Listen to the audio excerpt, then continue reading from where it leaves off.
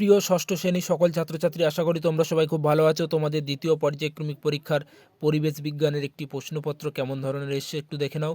এবং আমার যে ছাত্রছাত্রী তোমাদেরকে যে সাজেশান দিয়েছিলাম, দেখো সেখান থেকে তোমরা সবই প্রশ্ন প্রায় কমন পেয়েছো, একটু দেখে নাও। তারপর 2-এর দাগের দেখো অতি সংক্ষিপ্ত প্রশ্নের উত্তর দাও, যে কোনো 5টি। এবং 3-এর দাগের দেখো 2 নম্বরের প্রশ্ন। তারপর 4-এর দাগের দেখো 3 নম্বরের প্রশ্ন।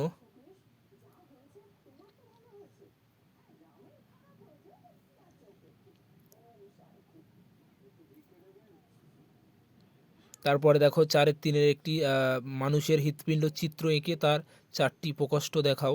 একটি চিত্র দিয়েছে বা চিত্র এসছে পরীক্ষায়। এবং অথবা দেখো দেহবর সূচক কী, এর থেকে কিভাবে সুস্থতার ধারণা পাওয়া যায়।